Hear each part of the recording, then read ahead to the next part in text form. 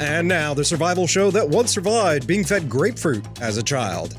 In this I2H Book Club episode, we're joined by former Guinness Book of World Records holder, author, Devin Ford. He's going to tell us all about how he crafts his dystopian fiction just for you. Howdy and welcome to In the Rabbit Hole's Urban Survival Podcast. This is episode number 270.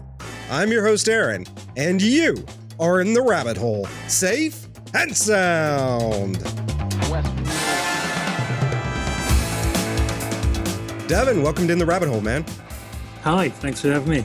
Now, I think as far as book club episodes go, you are our first UK author, and this is a little bit of a division from what we normally do, since most of them are where the author is really telling a story of a prepper. Yours is dystopian fiction, and people are thrown into a situation, and they may or may not be preppers.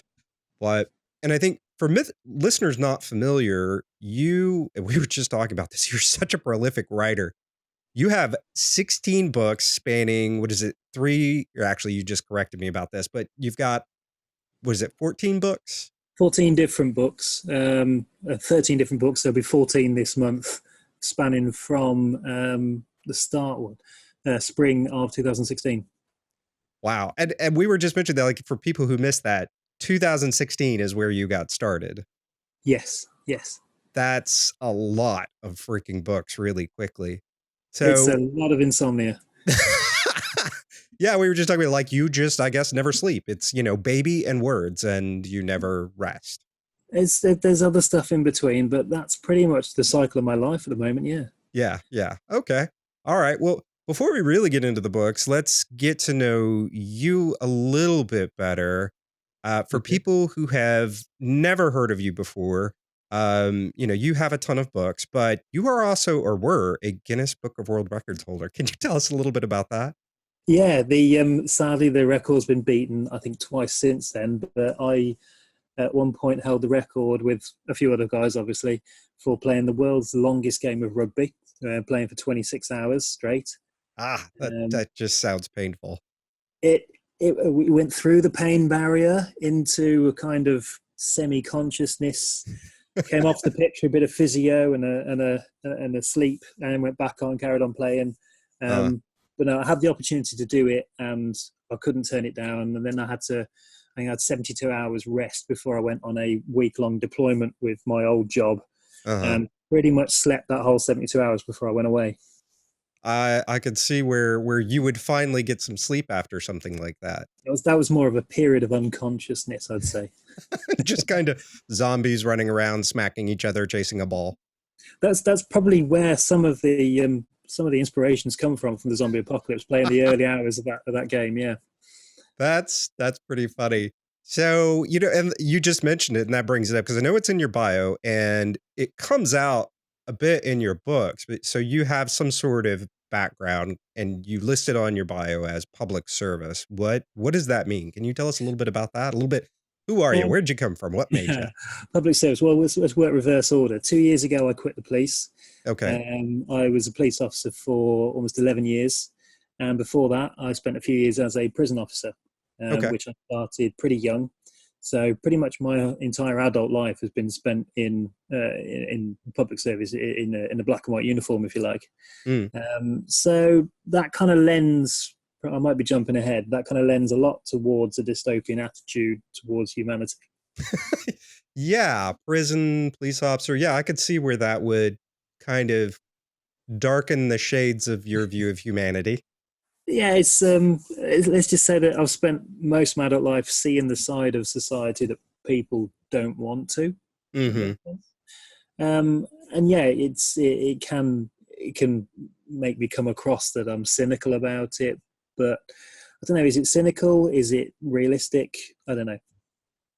Everybody's got their reality. Yeah, I think, and I think in some ways it's somebody else and I were just talking about that. In a lot of ways, too many people are sheltered from too much of the bad that goes on in the world and think that life is much more safe than it actually is, or that people are much nicer than they actually are, or that their deepest darks are darker than most people, I think, Might But if you think. take a look at the genre as a whole, both sides of the Atlantic, Mm, these stories they're all representative of how people view humanity anyway in society, and there is always some kind of scene or some kind of Pollyanna character who doesn't believe that people could be so rough and so uh-huh. violent, Mm. and they're always protected or saved by someone who is prepared to be violent. And let's not lose sight of the fact that we're not that far from just being monkeys on a rock going around a nuclear bomb. So we're not that evolved. We are Very animals. true. We will kill each other for food if we have to. Yeah, sometimes even less. Yeah. So what and this is interesting because I have all these since you're in the UK, I have all these questions about about all the guns that show up in the books, but I'm gonna get way ahead of myself here. How did you come to writing? Is this something you've always been into? Is this something you just came to late in life? Where tell us about that. How did you just start putting words on a page? Um, Going back a bit further, I don't think I read a book for fun until I was 18. Mhm. Got into reading, pretty much been like that ever since. I mentioned insomnia a couple of times. It's not the happiest story. I had a very bad incident in 2010. I was left with PTSD, and that was pretty much the last time I had a full 9 hours sleep. Um, so with the insomnia, which sometimes isn't a problem, sometimes keeps me awake for a few days. How do you fill the time at 3 o'clock in the morning? And ended up with this idea, which became notes, which became a list, which actually ended up becoming the idea of a story, which then had people join in. And before I know it, I'd written 40,000 words of a book. I thought, well, I may as well carry on. Wrote it, mentioned it to someone, and got laughed at and binned it. Forgot about it, and ended up in a job where I was just bored, or a role where I was just bored, and started writing again. Built up the courage to show it to someone else, who admitted later that he only went and read it because he was being polite, and came back into work 2 days later, really, really outright pissed off with me for how I'd ended the first book. Mhm. I need the second book, because I haven't written the second book. So we'll write the second book. Uh, I wrote the second book, and I wrote the third, and I published them, and it, not to sound a bit cocky, but it kind of blew up overnight. It went the opposite of how most self-published authors go. I mhm. didn't start out with selling a few copies. I started out dropping 12,000 copies in the first month. That kind of, Woo! yeah. It just went insane from there. Another three, now four books in that series. Another six, seven books from other series. So it just really took off. It became a hobby, and suddenly turned into a career. Mhm. So was there ever any formal education in plot and character development or anything like that? Or was this just your lifetime of reading to deal with insomnia just naturally came out? How did that work for you? Um, it's one of my standing jokes. The only subject in school I failed was English literature. Yeah, I've had this discussion with a few people. There's a difference between writers and copy editors.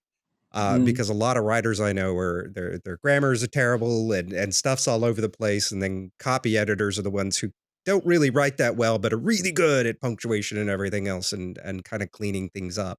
So that mm. actually makes sense to me. Yeah, That's I'm my own ideas man. mhm, And the thing is, it's not a case of whether you're good at it, whether you're not. I've looked back on the first draft of my first book, and I've seen better writing in graffiti. Um, how I write now is, to be honest, is at a technically high level, which I I don't get a lot of grief off my editor, put it that way. mm, But that's something I've learned and developed. Every time something's come back where I've got something wrong, 3 or 4 times, it kind of sinks in with the editor. So working through the editorial process has made me a better writer. It's the same with anything. You don't go and play squash every week to not get better, do you? right, right. But yeah, whatever you're doing, you're going to always want to improve. What do you attribute the sudden success to? Do you think it was the really the story? and that it resonated with people, or that just it was a great story, or was there some magical promotion thing you were doing? No promotion, no marketing. Even now, when I'm actively marketing, I'm terrible at it, and I have no idea whether it's working or not. It was literally a case of, I suppose, with some marketing, I threw the first book out for free as a loss leader to get the other two bought. It worked. It doesn't always work, but it worked in the case, to the point where, within 3 months, I've got emails. I'm losing hours writing, so I'm having emails coming in saying we need more books. So it was just one of those. It just went, and I had to either say, "Oh, that's great," or I had to get on board with it, and I got on board with it quickly. But no, I don't know what the sudden success was about. The feedback now, I mean, even 2 years down the line, it's not about the event. It's not about this. It's about the people, how they interact, the fact that it's realistic. Negatives and positives to it being set in the UK. Some people can't understand it, can't get behind it. Other people are really refreshed by a different look at it. I mean, I've had to stretch the bounds of reality to get my characters military grade weaponry. Yeah, that was my only thing where I was like, where are they getting all these military grade weapons in the UK?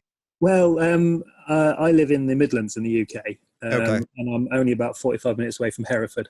So that should give you an idea of what kind of military is based near where I am.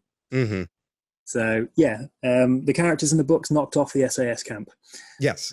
So that's how you get military weaponry. But I say, it's an interesting concept to deal with firearms in the UK. Even a zombie apocalypse in the UK, unless you involve military weaponry, the vast majority of police are unarmed, have never fired a gun in this country. There's a tiny percentage of police who are firearms trained. It's an entirely different culture over here when it comes to guns. I mean, with even our shotguns are limited to a maximum of 3 rounds. Wow. Yeah, it's a very different culture. Especially I'm in Texas, so it's completely different. I put a line in one of my most recent books, actually, where it's a sci-fi thing.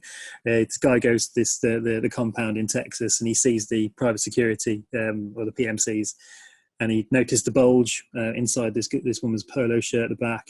And he looks, and she catches him looking, thinking, "Is he looking at my ass?" He's like, "No, who hides their gun in Texas?" Most people, actually. Most people. We don't ride horses, and most people don't carry a 6-gun on their hip. So probably a bit outdated, that assumption.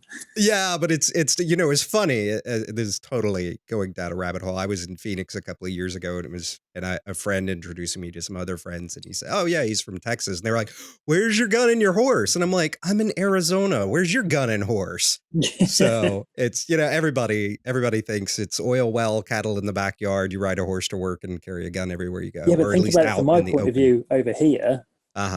Everyone on that side, outside of New York, they've all got horses and guns, apparently. And then New York is just like London with taller buildings and guns. Yeah. Well, actually, not very many guns in New York, but yeah. Yeah, well, not when you count the NYPD, that's bigger than our armed forces. Yeah, okay. All right. Yeah, that's true. I guess by comparison, that makes sense. Let's take a quick break for this vital message. Listener, do you get at least $3 a month worth of value out of I2H? You should see what we do for the Roving Horde Armada members. Check it out today by visiting I2H.net. Members receive access to the private I2H Armada Slack group where they get to connect, ask questions, get the news, escape the nonsense in their social media feeds, and shenanigans. Twice a month, members get together on a private virtual roundtable. We discuss guns, meat, news that matters, and other things you just can't talk about with anybody else. Access to members-only content and every episode ever produced. And that's just to name a few things you get with your membership when you sign up through I2H.net. In the Rabbit Hole is mostly kept on the air and supported by members just like you. Go to I2H.net to find out more and become part of the Roving Horde Armada. Now, back to today's guest.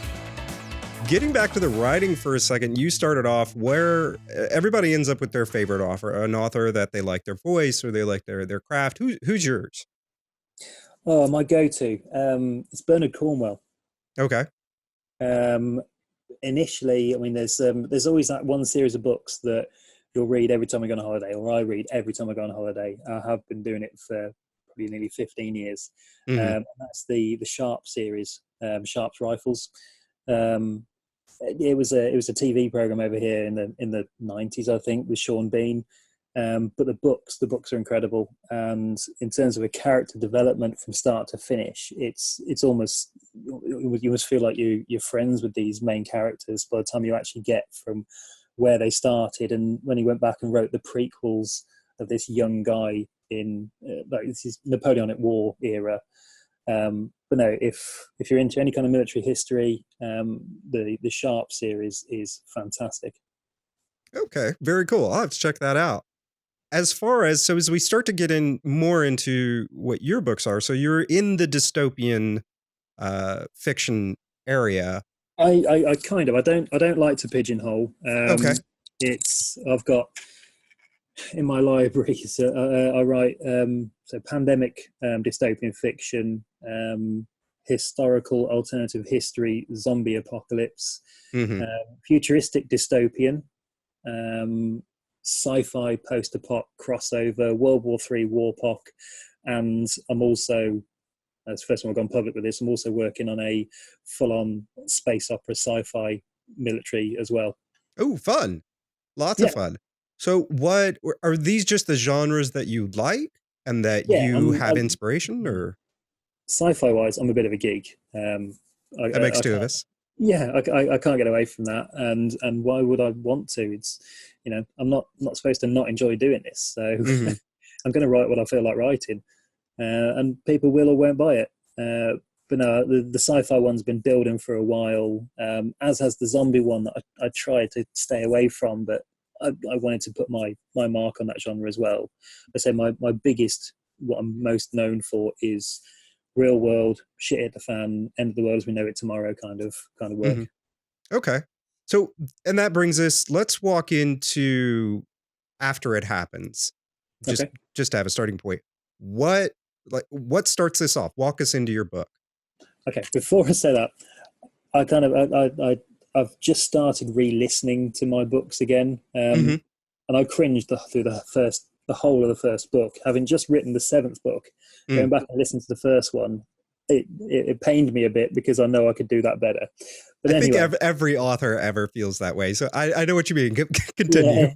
yeah, yeah.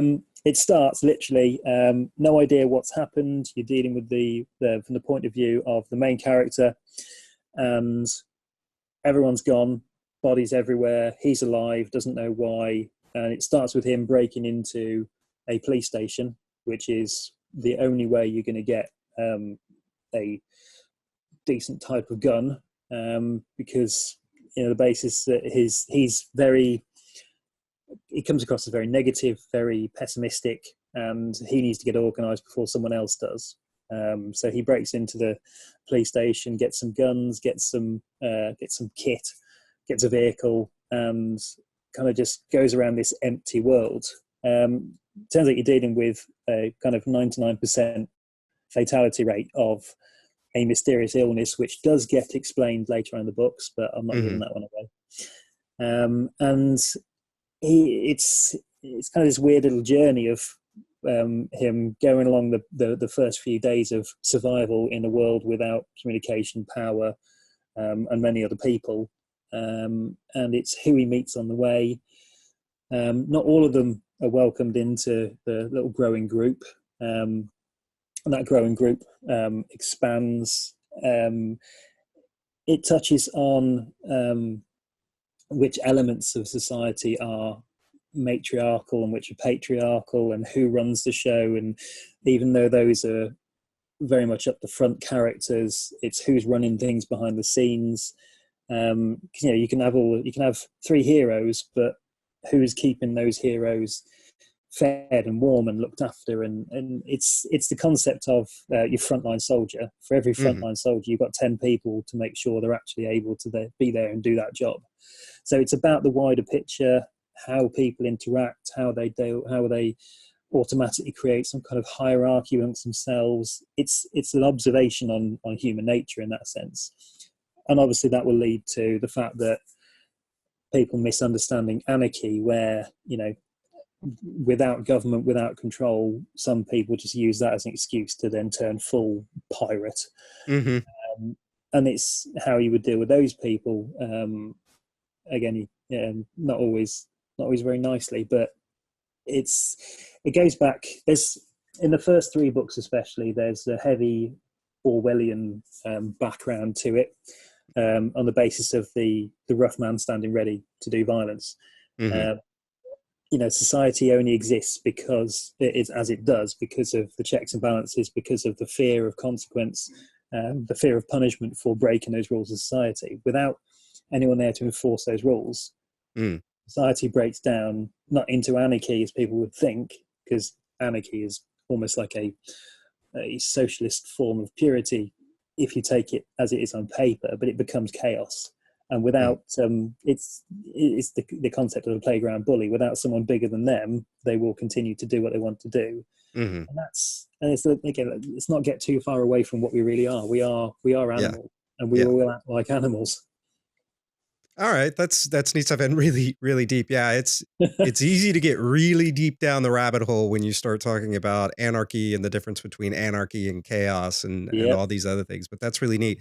So that's you brought up something like these books paid you, which I liked them, and usually I don't get a chance to read books before I interview an author, which is these episodes are not reviews; they're just like, hey, tell us who you are and tell us about your book.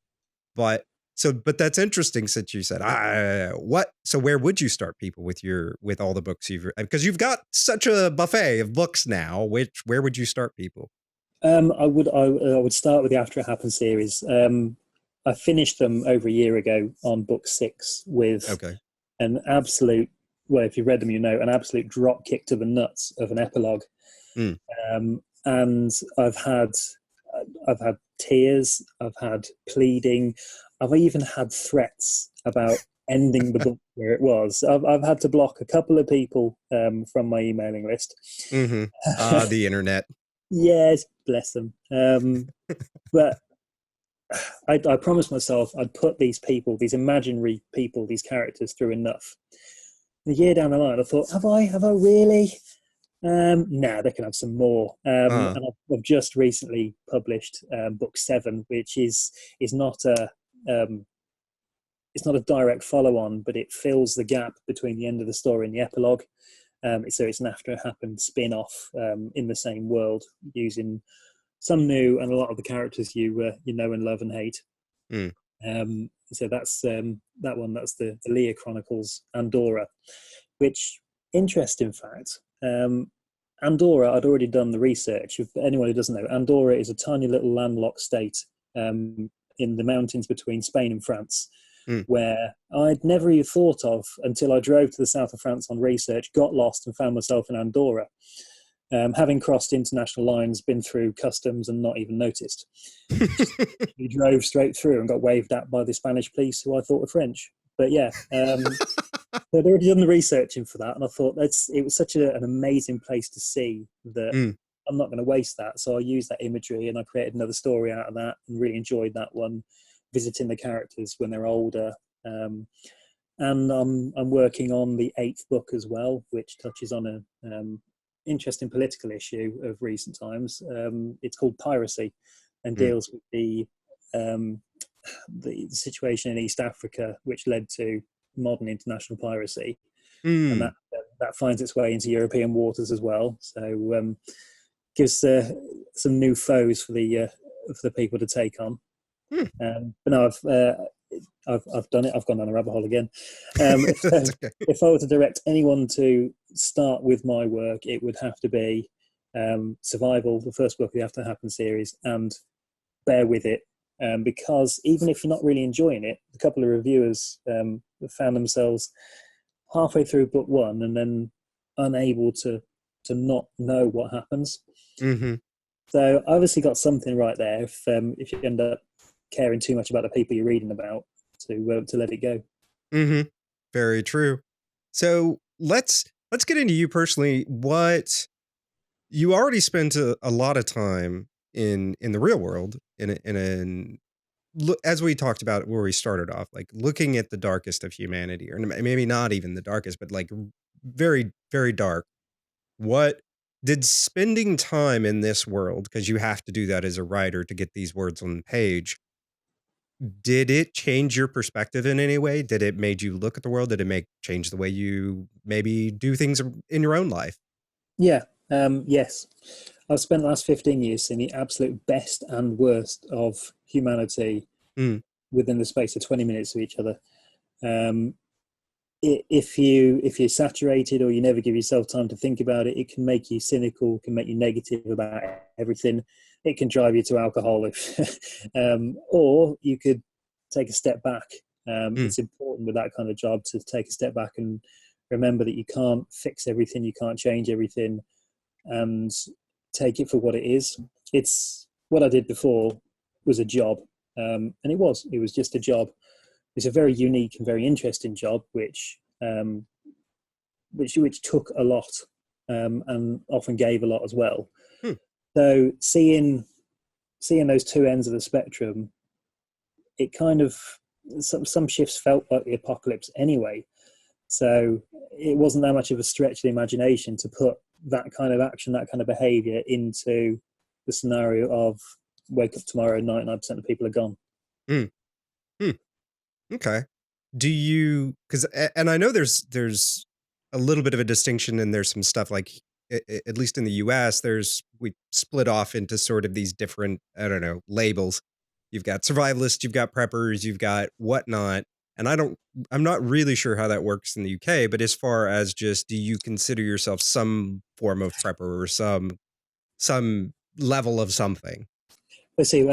I've got a lot of friends who are US writers. Some of them are quite authority figures on prepping and being survivalists. Hmm. In the UK, the name we have for it is nutcases. Um, Honestly, it hasn't taken off in this country to the point where it's taken seriously. Hmm. It is still seen as some kind of tinfoil hat wearing, etc., etc. People don't realise. I'd say probably economic collapse in the UK is closer than any other reason for it happening. People Hmm. don't realise how close they are to starvation with what they've got in their house. Um, the area I live in is too built up to be survivable if it did hit the fan. Hmm. So I don't have a basement. I don't have an off-grid cabin. I don't have a stack of weapons. I don't have X amount of canned goods ready to last me years. So I am not a prepper. Hmm. But that doesn't mean to say that if it did hit the fan, I wouldn't know exactly where to go, in what order, to get what, and get where from, um, and not lose 48 hours of staying at home, waiting for the lights to come back on and for someone to do it for me. I Hmm. would be prepared to go into action, as quite a few other people, I think, would be, more than would actually admit it. Hmm. Um, so, no, I'm not a prepper, but I've got a plan. I think after what you just said, you're more of a prepper than you think you are, and probably more of a prepper than a lot of preppers think they are. I haven't got So, anything stockpiled, so I can still claim I'm not. but and I think that's the funny thing. In a lot of ways, that's one of the misconceptions, because and I think in a lot of ways it's a very beginner thing to say, oh well, I need all this stuff, and that stuff is nice and it's helpful, but if you don't have a plan, and if you don't have the skills to realize that plan, and the wherewithal to be able to adapt, that when the plan meets reality, then you're not really prepared for very much. So I think you're actually a lot more prepared than you think you are. But that's neat. So, and we talked about it. We've talked about the complications with guns and everything else. Do you, and this is funny because I've never had to ask a UK author this before, but what is your long going gun of choice? The zombie apocalypse starts tomorrow. What gun are you like, that is my go-to? Is it an AR? Is it a shotgun? Is it something more exotic? Do I get to pick the parameters on this? I mean, is this it's an imaginary world. You get to do whatever you want, man. Okay, imaginary world, as in I'd be able to get my hands on it. It would have to be a tactical shotgun, purely because ease of use, ease of finding ammunition, especially in this country, because you can even stick birdshot in it and take your head off. Even if you are not particularly, even if you've never held and fired a gun before, and I grew up on farms, I've had rifles, shotguns my whole life. I'm far more experienced in terms of the weapons you get in this country than the majority of people are. My wife, for example, has never even held a gun, wouldn't know where to start. But if push came to shove and she was back to the wall, I could throw her a shotgun and she would be able to use it. Point it in the general direction, pull trigger, hold tight. When you start introducing semi-automatic weapons and stuff like that, it's too complicated for your average Brit to understand because we do not have a gun culture. Understandable. What would you say has been the one thing that when you look at it, you can say, this has helped my writing or helped my writing career and shaped the direction of things more than anything else? It would have to be a trip I took in late 2016 where I'd written 4 books of the first series, and it got to a point where I was having to do more internet research than I was comfortable with to describe where my stories were going. So, I mean, a lot of stuff that I write is based on things that I've seen, been to, experienced, and then tweaked for fiction purposes. I was writing about the journey through to the south of France, slight spoiler alert, and I pretty much went, no, I can't do this. So I got a new car. I booked my transport on the Channel Tunnel, and I spent 5 days driving all the way down through to the south of France, where it meets Spain, in and out of all the way down the Pyrenees mountains. As I mentioned, got lost, spent a few hours in Andorra, and it was just this epic 3,000-mile road trip where I climbed up 2 mountains. I walked around with a camera, and everywhere where I was going to send my characters, I've walked in those places already, which added, I think, so much more realism for me for writing it, for where I was going to send them. So I suppose the point I'm making is there is absolutely no substitute for research. Well, very cool. Well, Devin, somebody has heard this interview, they've checked out your books, they decide, this Devin Ford, he is my brand of wacky. Where do they go to connect with you to find out what comes next? Where do we send them today? Go on the internet, type in devoncford.com. Everything you need to find out is from there. All my books are on there, the merchandise, the links to the social media of your choice. It's all on there. Awesome. What was that website address one more time? www.devoncford.com. Devin, it has been an absolute pleasure. Thank you so much for joining us today. Thank you for having me. Show notes, links to Devin, and other surprises can be found by going to intherabbithole.com/E270. If you're watching this on YouTube, be sure to do all the YouTube stuff. Like this video, subscribe, and slap that bell around because bananas are yellow. Get more survival goodness and help support the show. Visit itrh.net to become part of the Roving Horde Armada. It's members just like you who do keep the lights on. Again, visit itrh.net. With that, we wrap up episode number 270 from the Lone Star State. Till next time, stay safe and sound.